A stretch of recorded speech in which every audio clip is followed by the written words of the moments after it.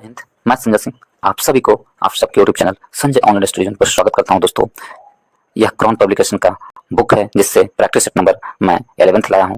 इस बुक में 15 practice set number है। दोस्तों, ये 15 में से 11वां प्रैक्टिस सेट नंबर मैं लाया हूं। इससे पहले 10 प्रैक्टिस सेट में करवा चुका हूं। यदि आप लोग उसे देखना चाहते हैं तो इस वीडियो के डिस्क्रिप्शन बॉक्स में जाएं या चैनल के प्लेलिस्ट में जाएं, वहां पर मैं प्लेलिस्ट बना दिया हूं और उसे देखें। दोस्तों, 1 से लेकर 10 तक पूरा वीडियो अपलोड है और ये 11वां है और आगे भी मैं अपलोड कर दूंगा पूरा का पूरा प्रैक्टिस सेट जीके जीएस है, जिसे आप कभी भी, यदि आप लोग इस प्रैक्टिस सेट को बना चुके हैं तो इसका जीके जीएस आप रिवाइज कर सकते हैं। दोस्तों, और यदि आप रुक्मणी प्रकाशन का प्रैक्टिस सेट देखना चाहते हैं तो उसका भी मैं वीडियो अपलोड कर चुका हूँ। 20 प्रैक्टिस सेट उसमें दिया हुआ था, वॉल्यूम 2 का रुक्मणी प्रकाशन का, आप उससे भी देख सकते हैं। दोस्तों, और आपको इरोटेरिया का भी मैं प्रैक्टिस सेट अपलोड कर चुका हूँ। इरोटेरिया का जो फर्स्ट बुक आया था उसमें 15 प्रैक्टिस सेट दिया होता। दोस्तों, उसे भी अपलोड कर चुका हूँ। उसे यदि आप देखना चाहते हैं तो उसे भी देख सकते हैं। और साथ ही साथ मैं स्पीडी करंट अफेयर का भी ला रहा हूँ। उससे आप यदि देखना चाहते हैं दोस्तों, तो करंट अफेयर हर एग्जाम के लिए महत्वपूर्ण होता है, इसलिए मैं पूरे साल भर का करंट अफेयर अपलोड कर चुका हूँ 1 लाइनर के रूप में, और ऑब्जेक्टिव के रूप में भी मैं अपलोड कर रहा हूँ। यदि आप लोग उसे भी देखना चाहते हैं तो उसे भी देख लें और अपनी तैयारी में और मजबूती प्रदान करें। दोस्तों, यदि आप लोगों को अच्छा लगता है तो वीडियो को लाइक करें, दोस्तों ग्रुप में शेयर करें एंड चैनल को सब्सक्राइब करना भूलें। तो चलिए स्टार्ट करते हैं। आज हम लोग प्रैक्टिस सेट नंबर 11 का पहला प्रश्न देखेंगे। चलिए देखते हैं इसमें क्या है। तो पहला प्रश्न दिया गया है कि पुरातत्व पुरालेख शास्त्र किसका अध्ययन है। तो पुरालेख शास्त्र है जो शिलालेख का अध्ययन है। ऑप्शन नंबर बी हमारा सही आंसर है। पुरालेख शास्त्र शिलालेख का अध्ययन है। ऑप्शन नंबर बी सही आंसर है। नेक्स्ट प्रश्न चलते हैं। दोस्तों, इसमें कहा गया है निम्नलिखित में से भारत का कौन सा क्षेत्र ऐसा है जहां पर भारत का ऐसा है जहां पर भूकंप आने की संभावना सबसे अधिक है। तो कौन से क्षेत्र में भारत का जो भूकंप आने का सबसे अधिक संभावना है, तो ये गंगा ब्रह्मपुत्र घाटी जो है, गंगा ब्रह्मपुत्र घाटी में भूकंप आने की संभावना सबसे अधिक है। गंगा ब्रह्मपुत्र द्रोण भूकंप के अधिक जोखिम वाले क्षेत्र के अंतर्गत आते हैं। यह द्रोणी सर्वाधिक जोखिम वाले उन 5 क्षेत्रों के अंतर्गत आती है जहां भूकंप की तीव्रता MXK 9 या इससे अधिक आने की संभावना है। 9 की तीव्रता से आने की संभावना या उससे अधिक आने की संभावना है। तो सबसे जोखिम वाले क्षेत्र में कौन आता है? गंगा ब्रह्मपुत्र घाटी। ऑप्शन नंबर बी हमारा सही आंसर है। नेक्स्ट प्रश्न चलते हैं दोस्तों 3 नंबर प्रश्न की ओर। अंडमान एवं निकोबार द्वीप समूह पर निम्नलिखित उच्च न्यायालयों में से किस एक का क्षेत्राधिकार है। तो अंडमान निकोबार द्वीप समूह पर किस उच्च न्यायालय का क्षेत्राधिकार है, ये प्रश्न कहा गया है, पूछा गया है। तो अंडमान निकोबार द्वीप समूह में किस क्षेत्र का क्षेत्राधिकार है, यदि हम इसे देखें तो वो है कोलकाता। ऑप्शन नंबर बी सही आंसर है। अंडमान निकोबार में कोलकाता उच्च न्यायालय का क्षेत्राधिकार है। ऑप्शन नंबर बी सही आंसर है। नेक्स्ट प्रश्न चलते हैं दोस्तों 4 नंबर प्रश्न में। खेल नृत्य के रूप में थोड़ा का संबंध किस राज्य से है। तो थोड़ा एक खेल नृत्य है और तो इसका संबंध किस राज्य से है? थोड़ा का संबंध हिमाचल प्रदेश से है। ऑप्शन नंबर डी हमारा सही आंसर होगा। खेल नृत्य में थोड़ा का संबंध हिमाचल प्रदेश से है। हिमाचल प्रदेश का प्रभावशाली मार्शल आर्ट है। दोस्तों, मार्शल आर्ट सह नृत्य है। ऑप्शन नंबर डी हमारा सही आंसर होगा। 5 नंबर प्रश्न की ओर। अंतर्राष्ट्रीय खगोल विज्ञान दिवस निम्न में से किस दिन मनाया जाता है। तो अंतर्राष्ट्रीय खगोल विज्ञान दिवस किस दिन मनाया जाता है? तो अंतर्राष्ट्रीय खगोल विज्ञान दिवस 2 मई को मनाया जाता है। ऑप्शन नंबर डी हमारा सही आंसर है। 2 मई को अंतर्राष्ट्रीय खगोल विज्ञान दिवस मनाया जाता है, 2 मई को। नेक्स्ट प्रश्न चलते हैं दोस्तों। नेक्स्ट में दिया गया है 1876 में कलकत्ता में जो 1876 में किनके द्वारा इंडियन नेशनल एसोसिएशन की स्थापना की गई थी। 1876 में जो इंडियन नेशनल एसोसिएशन की स्थापना हुई थी कलकत्ता में, वो किनके द्वारा किया गया था? तो वह आनंद मोहन बोस के द्वारा किया गया था। ऑप्शन नंबर सी हमारा सही आंसर होगा। आनंद मोहन बोस के द्वारा कलकत्ता में इंडियन नेशनल एसोसिएशन की स्थापना किया गया था। इंडियन नेशनल एसोसिएशन की स्थापना के नाम से स्थापित किया गया था 1876 में। सुरेंद्रनाथ बनर्जी और आनंद मोहन बोस के द्वारा ब्रिटिश भारत में स्थापित पहला राष्ट्रवादी संगठन था। दोस्तों, ऑप्शन नंबर सी सही आंसर है। किनके द्वारा? आनंद मोहन बोस और सुरेंद्रनाथ बनर्जी के द्वारा। यह स्वतंत्रता के लिए, भारत की आकांक्षाओं के लिए एक महत्वपूर्ण मंच बनाया गया था।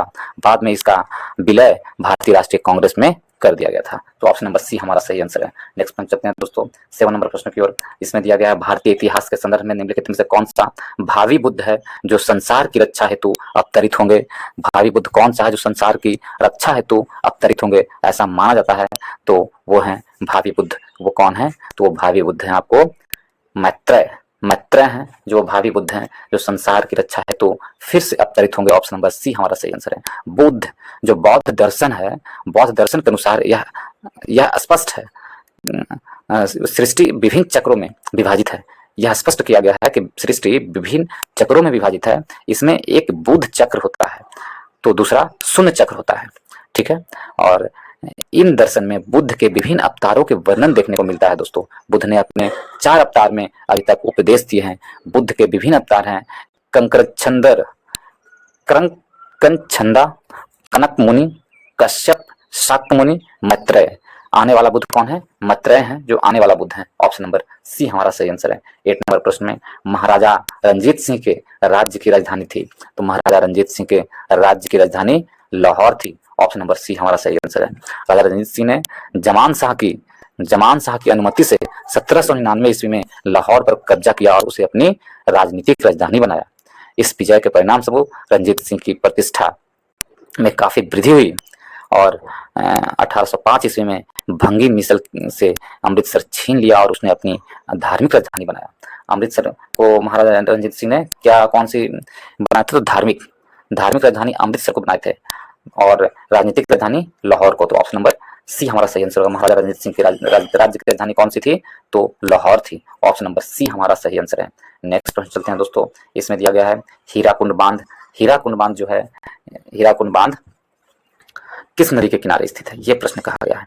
हीराकुंड बांध किस नदी पर बनाया गया है? यदि हम देखें हीराकुंड बांध महानदी पर बनाया गया है। ऑप्शन नंबर सी सही आंसर होगा। हीराकुंड बांध उड़ीसा राज्य के संबलपुर जिले में महानदी पर निर्मित विश्व का सबसे लंबा बांध है। दोस्तों, यह 4.8 किलोमीटर का लंबा बांध है। इस बांध से लगभग 10 लाख हेक्टेयर से सिंचाई की जाती है। ऑप्शन नंबर सी हमारा सही आंसर है। 10 नंबर प्रश्न की ओर। स्वर्ण चतुर्भुज परियोजना का संबंध किसके विकास से है? तो स्वर्ण चतुर्भुज योजना का संबंध किसके विकास से है? तो ये आर्थिक स्वर्ण चतुर्भुज योजना का संबंध आपको राजमार्ग के विकास से है। राजमार्गों के विकास से स्वर्ण चतुर्भुज योजना का संबंध। ऑप्शन नंबर ए हमारा सही आंसर है। दिल्ली, मुंबई, चेन्नई और कोलकाता के 4 महानगरों को जोड़ने वाले 5846 किलोमीटर लंबे स्वर्णिम चतुर्भुज राजमार्ग का निर्माण 1999 में प्रारंभ किया गया था तथा 2012 ईस्वी तक इस परियोजना को पूर्ण निर्मित कर लिया गया है। तो ऑप्शन नंबर ए हमारा सही आंसर स्वर्ण चतुर्भुज राजमार्ग से। ऑप्शन नंबर ए सही आंसर है। नेक्स्ट प्रश्न चलते हैं दोस्तों। 11 नंबर प्रश्न में भारत में निम्नलिखित में से कहाँ सबसे बड़ा पोत प्रजनन है? तो भारत में सबसे बड़ा पोत प्रजनन कहाँ है? यदि इसे हम देखें तो भारत में सबसे बड़ा पोत प्रजनन कोचीन में है। ऑप्शन नंबर बी सही आंसर होगा। भारत का सबसे बड़ा पोत प्रजनन कहाँ है? कोचीन में। ऑप्शन नंबर बी सही आंसर है। नेक्स्ट प्रश्न चलते हैं 100। नेक्स्ट प्रश्न है केवल 12 नंबर प्रश्न की ओर दोस्तों। निम्नलिखित में से कौन विश्व का सबसे ऊंचा ज्वालामुखी पर्वत है? तो विश्व का सबसे ऊंचा ज्वालामुखी पर्वत देखें तो वो माउंट कोटोपैक्सी है। ऑप्शन नंबर डी हमारा सही आंसर होगा। विश्व का सबसे ऊंचा ज्वालामुखी पर्वत माउंट कोटोपैक्सी है। Mount Cotopaxi. ठीक है, यदि हम देखें माउंट पिनाटुबो है जो फिलीपींस में ज्वालामुखी है। माउंट किलिमंजारो आपको तंजानिया में मिलेगा दोस्तों। तंजानिया में माउंट किलिमंजारो स्थित है। अफ्रीका की सबसे ऊंची चोटी पर स्थित है माउंट किलिमंजारो जो है तंजानिया में है, जो अफ्रीका की सबसे ऊंची चोटी पर स्थित है। माउंट ताल कहाँ की ज्वालामुखी है? तो माउंट ताल फिलीपींस की ज्वालामुखी है। और माउंट कोटोपैक्सी जो है इक्वाडोर में स्थित है माउंट कोटोपैक्सी। और इसका ऊंचाई कितने है माउंट कोटोपैक्सी की? तो 5911 किलोमीटर की ऊंचाई पर है, मीटर की ऊंचाई पर है माउंट कोटोपैक्सी। 5911 मीटर की ऊंचाई पर है। और उसके बाद जब दूसरा कौन है तो वो माउंट किलिमंजारो होगा दूसरे स्थान पर। पहला स्थान पर कौन है? तो mount Cotopaxi. Option number D सही आंसर है। यह इक्वाडोर में स्थित है। नेक्स्ट प्रश्न चलते हैं दोस्तों। इसमें दिया गया 30 नंबर प्रश्न में निम्नलिखित को सम्मिलित नहीं है। डॉन्स देखें कौन सम्मिलित नहीं है सो पूछा गया है। तो डॉन्स उष्णकटिबंधीय घास का मैदान है, ये सम्मिलित नहीं है। ऑप्शन नंबर ए सम्मिलित नहीं है। डॉन्स है जो शीतोष्ण कटिबंधीय घास का मैदान है और इसका विस्तार ऑस्ट्रेलिया के दक्षिण पूर्वी भाग एवं उत्तरी तस्मानिया के भाग में पाया जाता है। तो डॉन्स क्या है? उष्ण कटिबंधीय नहीं, शीतोष्ण कटिबंधीय घास का मैदान है। तो ऑप्शन नंबर ए सही आंसर होगा। हमसे पूछा है कौन सही नहीं है, तो ऑप्शन नंबर ए सही नहीं है। इस प्रकार ऑप्शन नंबर ए हमारा सही आंसर होगा। यदि बी को देखते हैं, स्टेपीज एक शीतोष्ण कटिबंधीय घास का मैदान है। स्टेपीज क्या है? शीतोष्ण कटिबंधीय घास का मैदान है स्टेपीज। नेक्स्ट की ओर चलते हैं। नेक्स्ट में दिया गया है दोस्तों सेल्वा एक उष्ण कटिबंधीय घास का मैदान है। टैगा शीतोष्ण कटिबंधीय घास का मैदान है। तो हमारा आंसर क्या होगा? 14 नंबर प्रश्न की ओर चलते हैं। आंसर ए हो गया। नंबर प्रश्न में निम्नलिखित युग में से कौन सम्मिलित नहीं है? कौन सम्मिलित नहीं है? इसमें क्या आ रहा है? वायलिंग झील। वायलिंग झील कहाँ है? तो डोमिनिका में, ये सही है, ये सम्मिलित है। वायलिंग झील कहाँ है? तो डोमिनिका में है, ये सही है। हमसे पूछा कौन सम्मिलित नहीं है, तो ये सही है। और फाइव फ्लावर झील, फाइव फ्लावर झील कहाँ है? तो मंगोलिया में, ये गलत है। फाइव फ्लावर झील है जो आपको सिचुआन चीन में है, फाइव फ्लावर झील। रेड लैगून झील कहाँ है? बोलिविया में, ये भी सही है। और ग्रेट स्लेट झील कहाँ है? कनाडा में, ये भी सही है। तो हमसे पूछा कौन से नहीं है, तो ऑप्शन नंबर बी सही नहीं है, ऑप्शन नंबर बी सही आंसर होगा। 15 नंबर प्रश्न पे चलते हैं दोस्तों। बिहार में जगजीवन राम संसदीय अध्ययन और अनुसंधान संस्थान कहाँ स्थित है? तो बिहार में जगजीवन राम संसदीय अध्ययन एवं अनुसंधान संस्थान पटना में स्थित है। ऑप्शन नंबर बी सही आंसर है, कहाँ? पटना में। 16 में निम्नलिखित में से क्या अप्रत्यक्ष निवेश का साधन है? यदि इसे देखें हम, अप्रत्यक्ष निवेश का साधन, तो अप्रत्यक्ष निवेश का साधन है कौन? तो इसमें गोल्ड ईटीएफएस अप्रत्यक्ष निवेश का साधन है। गोल्ड ईटीएफएस अप्रत्यक्ष निवेश का साधन। 17 नंबर प्रश्न पे चलते हैं दोस्तों। निम्नलिखित में से कौन सा विषय समवर्ती सूची में है? तो कौन सा विषय समवर्ती सूची में है? यदि देखें तो इसमें से शिक्षा जो है समवर्ती सूची में है। ऑप्शन नंबर बी सही आंसर है, शिक्षा है समवर्ती सूची में है। ऑप्शन नंबर बी सही आंसर है। यदि हम देखें, इसमें शिक्षा को समवर्ती सूची में रखा गया है। पहले शिक्षा जो था, शिक्षा की प्रविष्टि राज्य सूची में थी। शिक्षा पहले किस में थी? तो राज्य सूची में थी। 42वें संविधान संशोधन अधिनियम 1976 के द्वारा, धारा 57 के द्वारा इसे समवर्ती सूची में रखा गया है। कृषि एवं पुलिस का उल्लेख राज्य सूची में है तथा रक्षा का उल्लेख संघ सूची में है। तो कौन सा आंसर होगा? शिक्षा आपको समवर्ती सूची में है, कृषि और पुलिस राज्य सूची में है, और रक्षा आपको केंद्र सूची में है। तो ऑप्शन नंबर बी शिक्षा राज्य शिक्षा की सूची में है, समवर्ती सूची में। ऑप्शन नंबर बी सही आंसर होगा। नेक्स्ट प्रश्न चलते हैं दोस्तों। इसमें दिया गया 18 नंबर प्रश्न की ओर। 18 नंबर प्रश्न दिया गया है, इसमें है कि भारत के संविधान में पंचायतों तथा नगर पालिकाओं के संबंध में 73वें और 74वें संवैधानिक संशोधन जब हुई, उस समय भारत के प्रधानमंत्री कौन थे? जब 73वां और 74वां संविधान संशोधन हुआ 1992, 91 में, 92, 93 में, तब उस समय भारत के प्रधानमंत्री कौन थे? ये प्रश्न पूछा गया दोस्तों। तो उस समय भारत के प्रधानमंत्री पीवी नरसिम्हा राव थे। ऑप्शन नंबर सी हमारा सही आंसर होगा। उस समय भारत के प्रधानमंत्री कौन थे? पीवी नरसिम्हा राव थे। 73वां संविधान संशोधन 20 अप्रैल 1993 को राष्ट्रपति ने अपनी स्वीकृति दी और यह 24 अप्रैल 1993 को पूरे देश में लागू हो गया। 73वां संविधान संशोधन पंचायती राज से संबंधित है दोस्तों। पंचायती राज को संवैधानिक दर्जा प्रदान की गई थी 73वां संविधान संशोधन के तहत 24 अप्रैल को। और 74वां संविधान संशोधन विधेयक भी 20 अप्रैल 1993 को राष्ट्रपति द्वारा स्वीकृति प्रदान की और 1 जून 1993 को यह लागू किया गया। और 74वां संविधान संशोधन अधिनियम नगर निकाय से संबंधित है और नगर निकाय को संवैधानिक दर्जा प्रदान किया गया था। तो ऑप्शन नंबर सी कौन थे? नरसिम्हा राव थे। नेक्स्ट प्रश्न चलते हैं 19 नंबर। विश्व शरणार्थी दिवस निम्न में से किस दिन मनाया जाता है? तो विश्व शरणार्थी दिवस देखें हम, तो इसमें से किस दिन मनाया जाता है? तो 20 जून को विश्व शरणार्थी दिवस मनाया था। ऑप्शन नंबर सी सही आंसर है। 20 जून को विश्व शरणार्थी दिवस मनाया गया था।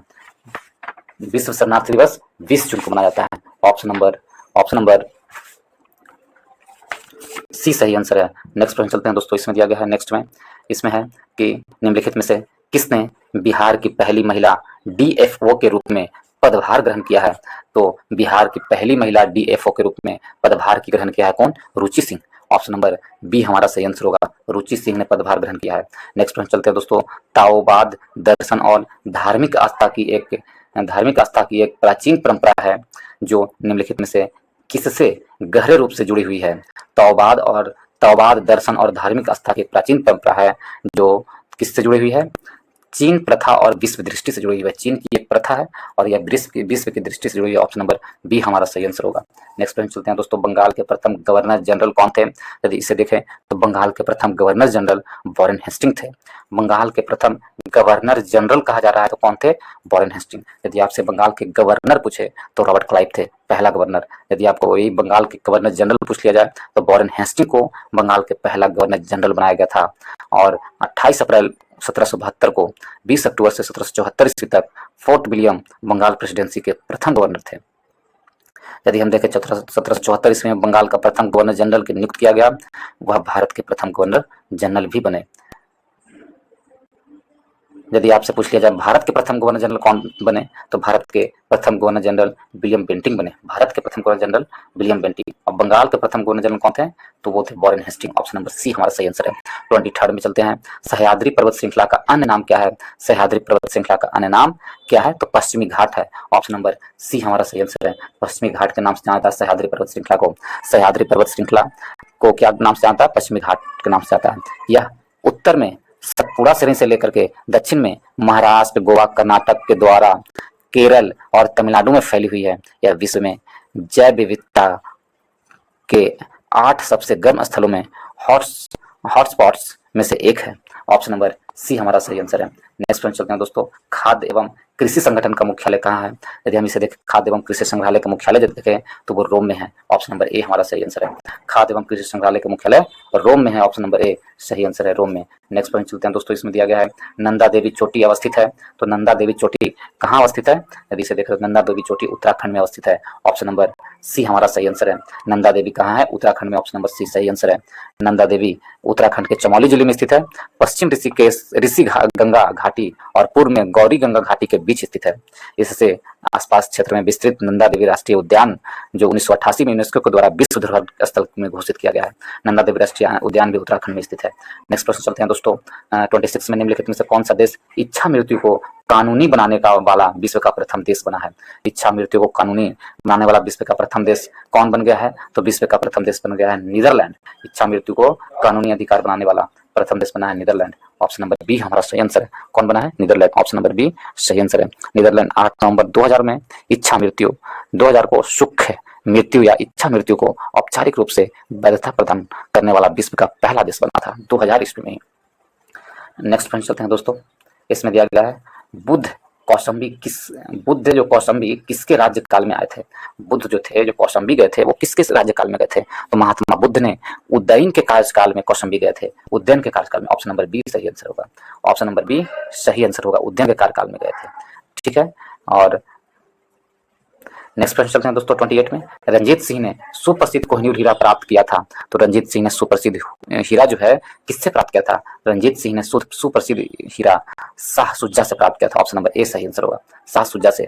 अफगान शासक शाह सुजा ने काबुल राज्य पर कब्जा करने के लिए रंजीत सिंह से सहायता मांगी और उन्होंने कोहिनूर हीरा भेंट दिया था। विश्व प्रसिद्ध कोहिनूर हीरा गोलकुंडा के खानों से प्राप्त हुआ था, जिसे खान मलिको ने शाहजहां को भेंट दिया था और उसे शाहजहां म्यूर सिंहासन में लगवाया था। और इस म्यूर सिंहासन को नादिर शाह लूट कर ले गए थे और 1849 ईस्वी में हीरा ब्रिटेन पहुंच गया, जो आज भी ब्रिटेन में ही उपस्थित है। तो रंजीत सिंह ने दिया था, किसने दिया था? रंजीत सिंह को किसने दिया था भेंट स्वरूप? तो शाह सुजा ने दिया था रंजीत सिंह को। नेक्स्ट पॉइंट चलते हैं, 29 में भारत का दक्षिणतम बिंदु कहाँ है? तो भारत का दक्षिणतम बिंदु कन्याकुमारी है। यदि आपसे पूछे भारत का मुख्य भूमि का दक्षिणतम बिंदु कौन है? तो कन्याकुमारी है। लेकिन सुदूर बिंदु यदि कहें तो इसमें बड़ा निकोबार का होगा। कहाँ पर स्थित है भारत का दक्षिणतम बिंदु? आपको इंदिरा पॉइंट होगा, जो बड़ा निकोबार के पास में इंदिरा पॉइंट, लेकिन इंदिरा पॉइंट नहीं है तो कन्याकुमारी हम आंसर दे सकते हैं दोस्तों। ऑप्शन नंबर ए हमारा सही आंसर होगा। नेक्स्ट प्रश्न चलते हैं दोस्तों। नेक्स्ट प्रश्न में दिया गया है प्रश्न नंबर 30 में अरावली एवं विंध्य श्रृंखला के मध्य कौन सा पठार स्थित है? अरावली एवं विंध्य श्रृंखला के मध्य कौन सा है? तो अरावली एवं विंध्य श्रृंखला के मध्य मालवा का पठार स्थित है। ऑप्शन नंबर ए हमारा सही आंसर है। अरावली पर्वत श्रृंखला का ये है दोस्तों, और विंध्य श्रृंखला पर्वत श्रृंखला इस तरह से है। इन दोनों के बीच मालवा का पठार स्थित है। मालवा का पठार त्रिभुजाकार आकृति में है। अरावली एवं विंध्य श्रृंखला के मध्य में स्थित है, त्रिभुजाकार में है मालवा का पठार। ठीक है। ऑप्शन नंबर ए हमारा सही आंसर होगा। नेक्स्ट प्रश्न चलते हैं, 31 नंबर प्रश्न में निम्नलिखित में से किस प्रकार की मृदा की जल धारण क्षमता सबसे कम होती है? सबसे कम होती है किस प्रकार की मृदा की जल धारण क्षमता सबसे कम होती है? तो बलुई दोमट मिट्टी का जल धारण सबसे कम होती है। ऑप्शन नंबर ए हमारा सही आंसर होगा। नेक्स्ट प्रश्न चलते हैं दोस्तों, 32 नंबर प्रश्न की ओर। 32 में कहा गया है सारण सिंचाई नहर निकलती है। तो सारण सिंचाई नहर कहाँ से निकलती है? सारण सिंचाई नहर है गंडक परियोजना का गंडक से निकलती है। ऑप्शन नंबर डी हमारा सही आंसर है। सारण सिंचाई नहर कहाँ से निकलती है? तो गंडक से। ऑप्शन नंबर डी सही आंसर है। गंडक परियोजना के अंतर्गत यह गंडक नदी पर त्रिवेणी घाट से के पास से 740 मीटर लंबा बैराज बनाया गया है, जिसमें से निकाली गई पश्चिमी गंडक नहर का अहम हिस्सा सारण सिंचाई नहर है। ऑप्शन नंबर डी हमारा सही आंसर होगा। 33 में निम्नलिखित महाद्वीपों में से किस में देशों की संख्या अधिकतम है? तो किस द्वीपों में सबसे अधिक देशों की संख्या अधिक है? तो यदि हम देखें इन देशों में सबसे अधिक देश कहाँ है? तो सबसे अधिक आपको अफ्रीका में मिलेगा। सबसे अधिक देशों की संख्या अफ्रीका में है। ऑप्शन नंबर ए हमारा सही आंसर है। सबसे अधिक देशों की संख्या कहाँ? अफ्रीका में है। यदि देखें हम अफ्रीका में 54 देश हैं दोस्तों। अफ्रीका में देशों की संख्या कितना है? 54, जो मान्यता प्राप्त देश हैं। तो उनको कितने देश हैं वहाँ, तो 54 देश हैं आपको अफ्रीका में। उसके बाद दूसरे स्थान पर यूरोप में है, यूरोप में 51 देश हैं।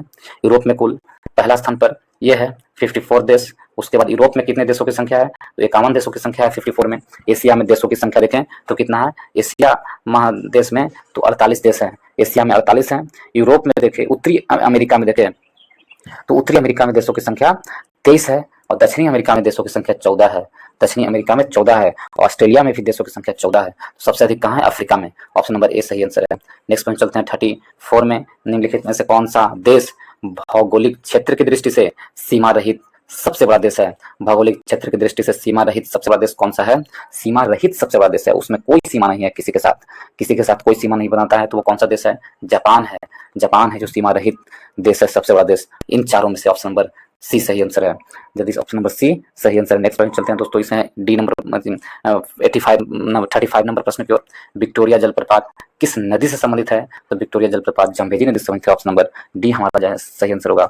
विक्टोरिया जलप्रपात अफ्रीकी देश के जाम्बेजी एवं जिम्बाब्वे की सीमा पर, जाम्बिया एवं अफ्रीका जो है, विक्टोरिया झील जाम्बिया एवं जिम्बाब्वे की सीमा पर जाम्बेजी नदी पर स्थित प्रपात है। इसकी खोज स्कॉटिश चिकित्सक एवं क्रिश्चियन मिशनरी से जुड़े डेविड लिविंगस्टोन ने की थी। इस जलप्रपात की ऊंचाई 108 मीटर है तथा 1989 में इसे यूनेस्को द्वारा विश्व विरासत स्थल से सम्मानित किया गया था। तो जाम्बेजी नदी पर है विक्टोरिया झील। ऑप्शन नंबर डी हमारा सही आंसर है। 36 नंबर प्रश्न को चलता है, बिहार विधानसभा की पहली महिला अध्यक्ष कौन थी, तो बिहार विधानसभा की पहली महिला अध्यक्ष कौन थी। बहुत अच्छा प्रश्न है दोस्तों। तो बिहार विधान परिषद की पहली महिला अध्यक्ष नाइमा खातून थी। ऑप्शन नंबर ए सही आंसर है। नाइमा खातून बिहार विधान परिषद की पहली महिला अध्यक्ष बनी थी। नेक्स्ट प्रश्न चलते हैं 37 में, बिहार राज्य प्रदूषण निवारण बोर्ड की स्थापना कब हुई थी, तो यदि हम देखें बिहार राज्य निवारण प्रदूषण बोर्ड की स्थापना वर्ष 1974 में हुई थी। ऑप्शन नंबर बी सही आंसर है। नेक्स्ट प्रश्न चलते हैं दोस्तों 38 में, निम्नलिखित में से किस जगह पर सिक्के नहीं ढाले जाते हैं, तो वो कौन सी जगह है जहां पर सिक्के ढाले नहीं जाते हैं, तो वो सिक्के नहीं ढाले जाते हैं कहां पर, मुंबई में सिक्के नहीं ढाले जाते हैं। ऑप्शन नंबर बी सही आंसर है। मुंबई नहीं, देवास में सिक्के नहीं ढाले जाते हैं, देवास में सिक्के नहीं ढालते। ऑप्शन नंबर डी सही आंसर होगा दोस्तों। 38 का ऑप्शन नंबर डी सही आंसर है। कहाँ सिक्के नहीं ढाले जाते हैं, तो देवास में सिक्के नहीं ढाले जाते हैं। ऑप्शन नंबर डी सही आंसर है। देवास में सिक्के ढाले जाते हैं कहाँ कहाँ, तो हैदराबाद, मुंबई, नोएडा में सिक्के डाले जाते हैं, जबकि देवास में नहीं डाले जाते हैं। ऑप्शन नंबर डी सही आंसर है। 39 में, भारत के संविधान के किस भाग में हम नागरिकता से संबंधित प्रावधान को पाते हैं, तो भारत के संविधान के भाग 2 में हम नागरिकता से संबंधित प्रावधान को पाते हैं। भाग 2 के अनुच्छेद 5 से लेकर 11 तक नागरिकता से संबंधित प्रावधान दिए गए हैं। ऑप्शन नंबर बी सही आंसर है। ऑप्शन नंबर बी सही आंसर है। और भारतीय नागरिकता अधिनियम 1955 में यह पारित किया गया है, ठीक है, कि जिसमें नागरिकता प्राप्त करने की तथा समाप्त करने की विधियां का उल्लेख है। किसके तहत, भारतीय नागरिकता अधिनियम 1955 के तहत, ठीक है। तो ऑप्शन नंबर बी सही आंसर है। यदि आप भारतीय संविधान को इसी तरह चैप्टर वाइज पढ़ना चाहते हैं दोस्तों, तो आप मेरे चैनल के प्लेलिस्ट में जाए, वहां पर भारतीय संविधान से आपको प्लेलिस्ट मिल जाएगा। वहां पर पूरा भारतीय संविधान चैप्टर वाइज में लाया हूँ, और वो भी पीसीएस एग्जाम में पूछे गए घटना चक्र बुक से है, उसे मैं अपलोड कर चुका हूं दोस्तों। यदि आप लोग उसे देखना चाहते हैं तो जरूर देखें। और भारतीय इतिहास भी मैं अपलोड कर चुका हूं, आधुनिक इतिहास, मध्यकालीन इतिहास और प्राचीन इतिहास, तीनों इतिहास को मैं अलग अलग प्लेलिस्ट बनाकर अपलोड कर चुका हूं दोस्तों। यदि आप उसे भी देखना चाहते हैं, उसे भी देखें, वो भी घटना चक्र बुक से है, और वो भी प्रैक्टिस बुक की तरह ऑब्जेक्टिव प्रश्न है दोस्तों, और सारे पूछे गए प्रश्न है। मुझे विश्वास है यदि आप उसे देखते हैं तो आपकी तैयारियों में 4 चांद लग जाएगी। आप उसे देखें दोस्तों, और अपनी तैयारी को और भी मजबूती प्रदान करें। यदि आप लोगों को अच्छा लगता है दोस्तों, तो वीडियो को लाइक करें, दोस्तों के जितने भी ग्रुप हैं उसमें शेयर करें, एंड चैनल को सब्सक्राइब करना ना भूलें। तो चलिए नेक्स्ट प्रश्न चलते हैं दोस्तों। इसमें दिया गया है प्रश्न नंबर 40 में, लोकसभा के कम से कम एक वर्ष में कितने सत्र बुलाए जाते हैं, तो लोकसभा में कम से कम एक वर्ष में कितने सत्र बुलाए जाते हैं, ये पूछा गया है। तो कम से कम लोकसभा में एक वर्ष में 2 सत्र बुलाए जाते हैं। ऑप्शन नंबर बी सही आंसर है। कम से कम 2 सत्र। भारतीय संविधान के अनुच्छेद 85 के 1 में यह कहा गया है कि राष्ट्रपति समय समय पर संसद के प्रत्येक सदन को ऐसे समय और स्थान पर जो वह ठीक समझे अधिवेशन के लिए आहूत कर सकते हैं। अर्थात राष्ट्रपति को सत्र बुलाने का अधिकार है, लेकिन संसद को 2 सत्रों के बीच अधिकतम 6 माह का से ज्यादा अंतराल नहीं होना चाहिए। इस प्रकार एक वर्ष में कम से कम 2 बार सत्र बुलाया जाता है, और सामान्य तौर पर 3 बार बुलाया जाता है, एक समान तौर पर 3 बार। एक होता है बजट सत्र, फरवरी से मई के महीने में होता है दोस्तों, बजट सत्र फरवरी से मई के महीने तक चलता है।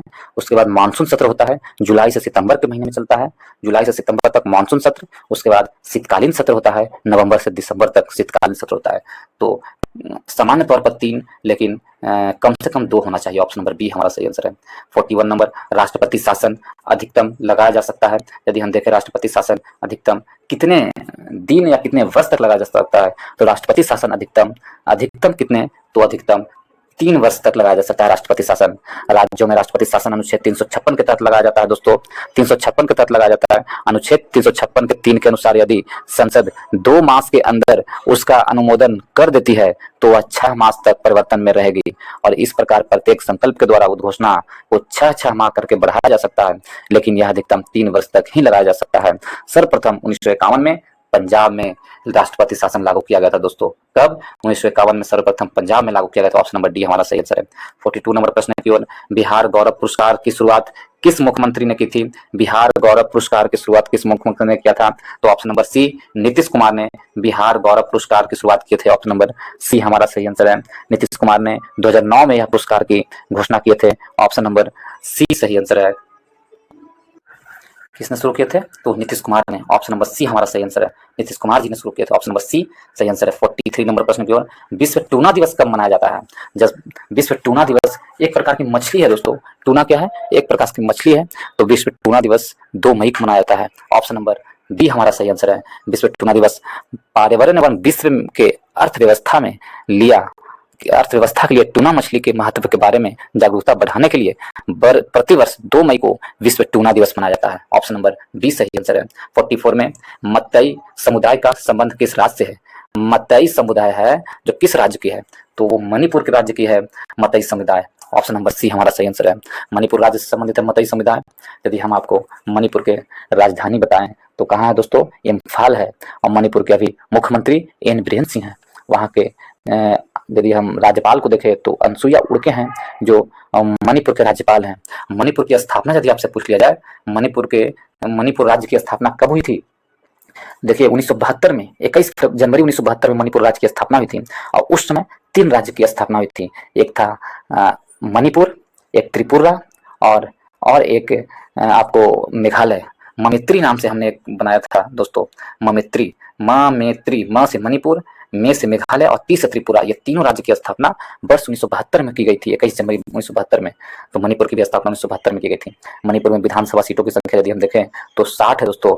लोकसभा सीटों की संख्या आपको मणिपुर में क्या है? तो मणिपुर में लोकसभा सीटों की संख्या 2 है, और मणिपुर में लोकसभा सीटों की संख्या 2 है और राज्यसभा सीटों की संख्या 1 है। राजधानी इम्फाल है, मणिपुर का राजधानी इम्फाल। नेक्स्ट प्रश्न चलते हैं। नेक्स्ट यदि नागालैंड को देखें दोस्तों, तो नागालैंड की स्थापना यदि देखें तो 1963 में हुई थी। नागालैंड की स्थापना एक राज्य के रूप में 1963 में हुई थी। नागालैंड की राजधानी कोहिमा है, और लागनेसन नागालैंड के कौन है? राज्यपाल है लागनेसन। नागालैंड के राज्यपाल कौन यदि आपसे पूछे तो लागनेसन है। नागालैंड के यदि आपसे मुख्यमंत्री पूछ लिया जाए तो नेफ्यू रियो नागालैंड के मुख्यमंत्री हैं।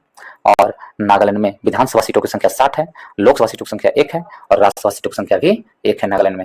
यदि हम देखें मिजोरम को दोस्तों, मिजोरम राज्य की स्थापना कब हुई थी? तो वर्ष 1987 में मिजोरम राज्य की स्थापना हुई थी। मिजोरम को राज्य का दर्जा कब प्राप्त किया गया था? तो वर्ष 1987 में। और मणिपुर में विधानसभा सीटों की संख्या 60 है दोस्तों। हमने गलती से 40 बताया। मणिपुर में विधानसभा सीटों की संख्या कितना है? 60 है मणिपुर में, ठीक है।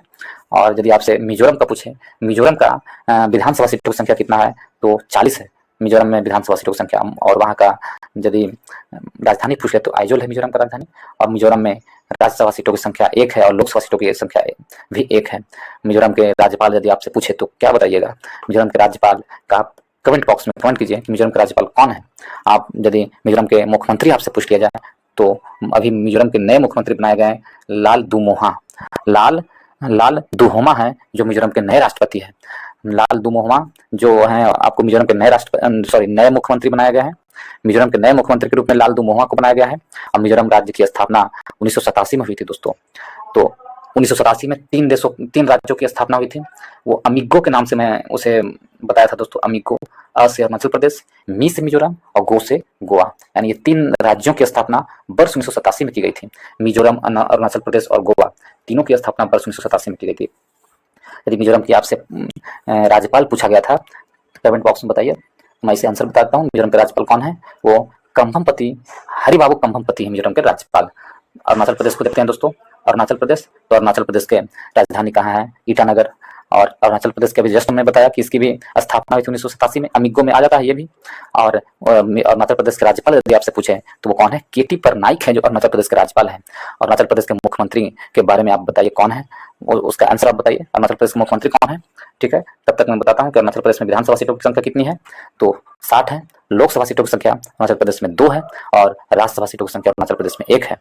और यदि आपसे अरुणाचल प्रदेश के मुख्यमंत्री पूछ लिया जाए तो वो पेमा खांडू है अरुणाचल प्रदेश के मुख्यमंत्री। तो हमसे आंसर पूछा था कि मतई समुदाय कहाँ है, तो मणिपुर में। ऑप्शन नंबर सी सही आंसर है। नेक्स्ट प्रश्न चलते हैं दोस्तों।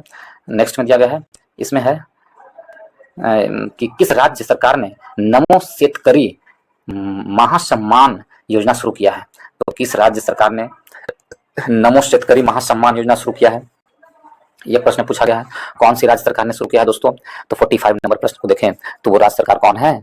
तो राज्य सरकार है महाराष्ट्र। महाराष्ट्र सरकार ने नमो शेतकरी महासम्मान योजना शुरू किया है। ऑप्शन नंबर सी सही आंसर है। ऑप्शन नंबर सी सही आंसर है। इसमें यदि महाराष्ट्र सरकार के बारे में देखें दोस्तों, महाराष्ट्र को यदि देखें, महाराष्ट्र की स्थापना कब हुई थी? एक राज्य के रूप में महाराष्ट्र की स्थापना कब हुई थी? तो महाराष्ट्र को एक राज्य के रूप में 1960 में 1 मई 1960 में महाराष्ट्र को और गुजरात को एक राज्य के रूप में दर्जा प्रदान किया गया था। महाराष्ट्र के यदि आपसे राज्यपाल पूछा जाए तो उसका आप आंसर कमेंट बॉक्स में बताइए कि महाराष्ट्र के राज्यपाल कौन है, मध्य प्रदेश के राज्यपाल कौन है, बिहार के राज्यपाल कौन है और उत्तराखंड के राज्यपाल कौन है। ये चारों का कमेंट बॉक्स में आंसर हमें बताइए दोस्तों। यदि आपको महाराष्ट्र का राज्यपाल पूछ लिया जाए तो आप उसका कमेंट बॉक्स में आंसर दीजिए, तब तक मैं आगे बताता हूँ इसमें। तो महाराष्ट्र का अभी मुख्यमंत्री एकनाथ शिंदे है और महाराष्ट्र के विधानसभा सीटों की संख्या 288 है दोस्तों। महाराष्ट्र में विधान परिषद भी है, जो विधान परिषद सीटों की संख्या महाराष्ट्र में 78 है और लोकसभा सीटों की संख्या महाराष्ट्र में 48 है और राज्यसभा सीटों की संख्या 19 है। यदि आपसे हम महाराष्ट्र के आपसे पूछे थे क्या, तो राज्यपाल, तो महाराष्ट्र के राज्यपाल रमेश बैस हैं दोस्तों। उत्तराखंड के राज्यपाल के बारे में भी बताइए आप लोग। तो चलिए उत्तराखंड के बारे में हम लोग देखते हैं। तो उत्तराखंड के 2 राजधानी है दोस्तों, एक देहरादून और एक गैरसैंण। उत्तराखंड राज्य की स्थापना 9 नवंबर 2000 को हुई थी और अभी वहां के मुख्यमंत्री पुष्कर सिंह धामी हैं। उत्तराखंड के विधानसभा सीटों की संख्या 60 है, राज्यसभा सीटों की संख्या 3 है और लोकसभा सीटों की संख्या 5 है दोस्तों। और यदि हम देखें मध्य प्रदेश को, मध्य प्रदेश राज्य, तो मध्य प्रदेश राज्य के आप मुख्यमंत्री के बारे में बताइए। मध्य प्रदेश राज्य के मुख्यमंत्री कौन है और राज्यपाल कौन है, दोनों के बारे में बताइए। तब तक मैं बताता हूँ। मध्य प्रदेश के यदि आप विधानसभा सीटों की संख्या देखेंगे 230 है मध्य प्रदेश में विधानसभा सीटों की संख्या, और मध्य प्रदेश में लोकसभा सीटों की संख्या 29 है और मध्य प्रदेश में राज्यसभा सीटों की संख्या 11 है दोस्तों।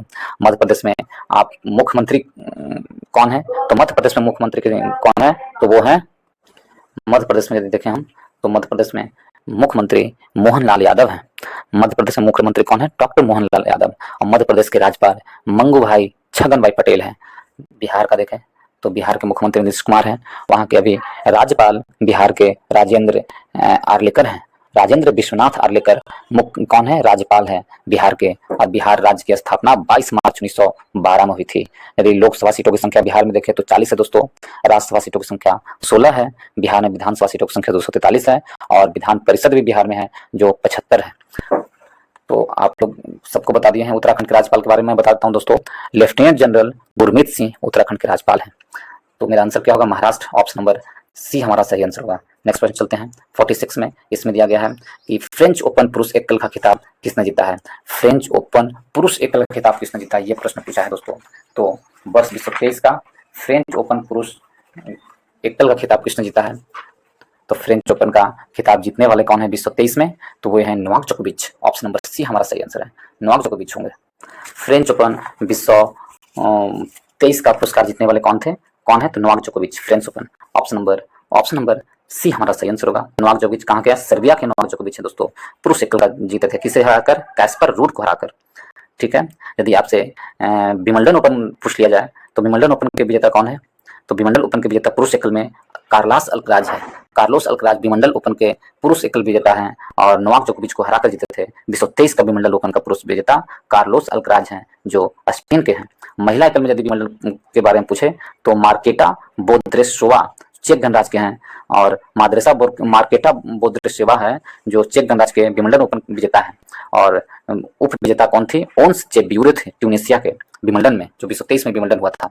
यदि आपसे विंबलडन के बाद यूएसए ओपन पूछ दिया जाए, 2023 का यूएसएम ओपन विजेता कौन है और उप विजेता कौन है, तो यूएसए ओपन में पुरुष एकल में विजेता नोवाक जोकोविच है। यूएसए ओपन पुरुष एकल का विजेता कौन है? नोवाक जोकोविच सर्बिया के। और उप विजेता कौन है पुरुष एकल में? डेनियल मेदवेदेव है।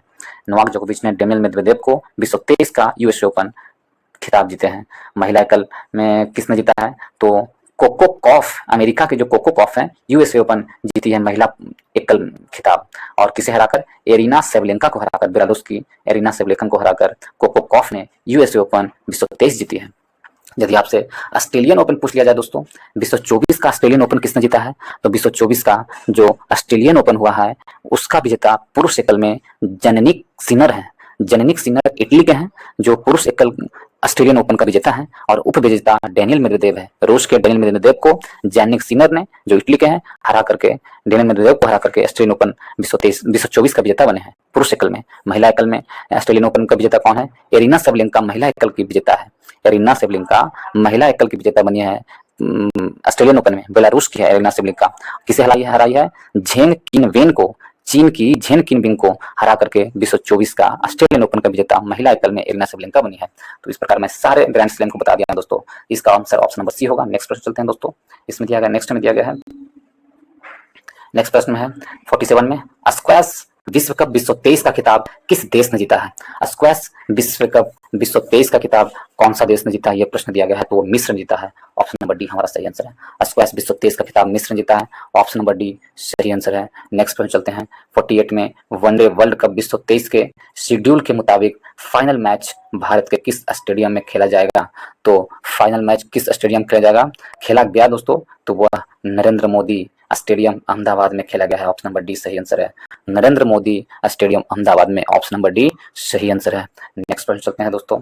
नेक्स्ट में दिया गया है 49 में, एनसीसी ने कैथेड के बैंक खाते खोलने के लिए किस बैंक के साथ एक समझौता ज्ञापन पर हस्ताक्षर किए हैं? किस बैंक के साथ समझौता ज्ञापन पर हस्ताक्षर किए हैं? तो स्टेट बैंक के साथ, भारतीय स्टेट बैंक के साथ समझौता पर ज्ञापन किए हैं। ऑप्शन नंबर ए हमारा सही आंसर है, भारतीय स्टेट बैंक के साथ। नेक्स्ट प्रश्न चलते हैं 50 नंबर प्रश्न की ओर।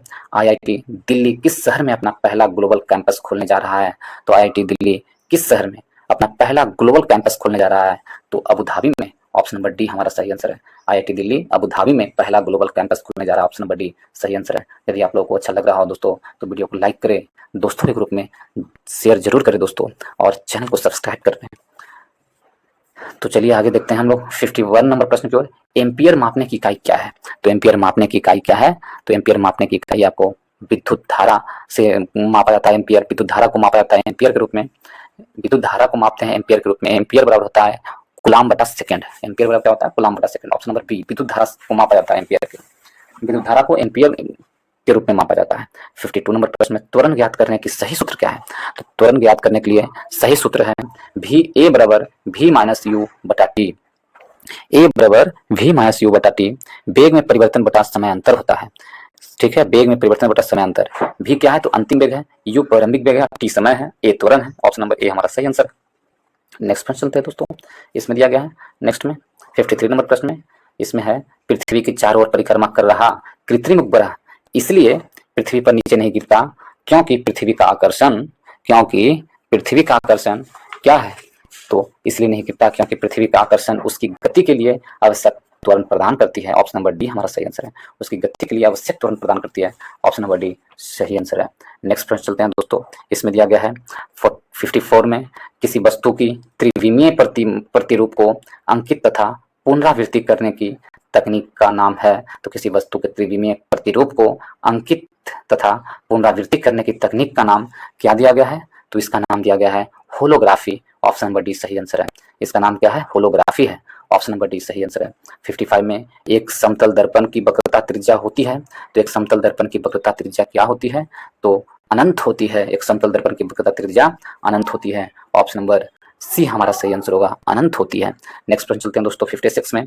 इसमें कहा गया डेजर्ट कूलर द्वारा शीतलन किस पर आधारित है? तो डेजर्ट कूलर द्वारा शीतलन किस पर आधारित है? वाष्पन शीतलन पर आधारित है। डेजर्ट कूलर द्वारा शीतलन वाष्पन पर आधारित है। ऑप्शन नंबर सी हमारा सही आंसर है। 57 में अर्धचालक की चालकता 0 डिग्री यानी केल्विन ताप पर होती है। तो अर्धचालक की चालकता केल्विन ताप पर 0 होती है। ऑप्शन नंबर डी हमारा सही आंसर है। नेक्स्ट प्रश्न चलते हैं दोस्तों। 58 में ब्लूटूथ तकनीक अनुमति देती है। तो ब्लूटूथ तकनीक किसे अनुमति देती है? ब्लूटूथ तकनीक है जो वायरलेस उपकरणों के बीच वायरलेस संचार को देती है। ऑप्शन नंबर डी हमारा सही आंसर होगा। नेक्स्ट प्रश्न चलते हैं दोस्तों। इसमें दिया गया है ठंड के दिनों में लोहे के गुटके और लकड़ी के गुटके को प्रातःकाल में छुएं तो लोहे का गुटका ठंडा लगता है। क्योंकि जो लकड़ी की तुलना में लोहा ऊष्मा का अच्छा चालक होता है। इस कारण से लोहा है जो अच्छा ऊष्मा का चालक होता है लकड़ी की तुलना में। ऑप्शन नंबर बी सही आंसर है। 60 नंबर प्रश्न की ओर। स्पष्ट दृष्टि से न्यूनतम दूरी होती है। तो स्पष्ट दृष्टि की न्यूनतम दूरी 25 सेंटीमीटर होती है। ऑप्शन नंबर ए सही आंसर होगा। स्पष्ट दृष्टि की न्यूनतम दूरी 25 सेंटीमीटर होती है। ऑप्शन नंबर ए सही आंसर है। नेक्स्ट प्रश्न चलते हैं दोस्तों। इसमें कहा गया 61 नंबर प्रश्न की ओर। 61 में कहा गया अल्फा कण के 2 धन आवेशित होते हैं, इसका द्रव्यमान लगभग बराबर होता है। तो अल्फा कण के 2 धन आवेशित होते हैं, इसका द्रव्यमान लगभग 2 पॉजिट्रॉनों के, क्योंकि प्रत्येक पॉजिट्रॉन में केवल 1 धन आवेशित होता है। ऑप्शन नंबर डी सही आंसर है। नेक्स्ट प्रश्न चलते हैं। 62 में कार्बन के तीसरे अपरूपी की खोज 3 वैज्ञानिकों की टीम द्वारा की गई थी, जिन्हें रसायन शास्त्र के नोबेल प्राइज से सम्मानित किया गया था। उसको चिन्हित कीजिए जो उस टीम में सम्मिलित नहीं था। तो इस टीम में कौन सम्मिलित नहीं थे? तो ऑप्शन नंबर डी फेमेन सम्मिलित नहीं थे। ऑप्शन नंबर डी सही आंसर होगा। कौन कौन सम्मिलित थे? HW प्रोटा, RF कर्ल और RE स्मॉल। ठीक है, वो 3 वैज्ञानिक थे जो नोबेल प्राइज से सम्मानित किए गए थे रसायन शास्त्र में कार्बन के तीनों प्रारूप को खोजने के लिए। और कौन नहीं थे? तो फेमैन नहीं थे। ऑप्शन नंबर डी सही आंसर होगा। नेक्स्ट प्रश्न चलते हैं दोस्तों। इसमें दिया गया है 63 में हाइड्रोजन को जलाने से क्या बनेगा? यदि हम हाइड्रोजन को जलाते हैं तो उससे हमें पानी मिलेगी। हाइड्रोजन ऑक्सीजन के उपस्थिति में जलेगा तो जलने के बाद H2O बनेगा, यानी कि पानी बनेगा। ऑप्शन नंबर डी हमारा सही आंसर है। 64 नंबर प्रश्न में दिया गया है दोस्तों, निम्नलिखित में से कौन सा सबसे अधिक श्यान है? सबसे अधिक गाढ़ा कौन सा है? सबसे अधिक, इन सभी में सबसे अधिक गाढ़ा कौन है? तो शहद है जो सबसे अधिक श्यान है। ऑप्शन नंबर सी हमारा सही आंसर है। 65 नंबर प्रश्न पे चलते हैं। बेंजीन के लिए निम्न में से कौन सा कथन सत्य है? तो बेंजीन है वो कौन सा कथन सत्य है? बेंजीन का सूत्र क्या होता है? C6H6 बेंजीन का सूत्र होता है दोस्तों। और बेंजीन एक हाइड्रोकार्बन है। ठीक है, इसे सभी एरोमेटिक यौगिकों का जन्मदाता कहा जाता है। बेंजीन को सभी एरोमेटिक यौगिकों का जन्मदाता कहा जाता है, C6H6 को। इसकी खोज फैराडे ने की थी। बेंजीन की खोज। बेंजीन का अणु 6 कार्बन परमाणुओं से बना होता है और यह एक छल्ले की तरह जुड़ी होती है। बेंजीन में इसमें 12 सिग्मा और 3 पाई बॉन्ड पाया जाता है बेंजीन में।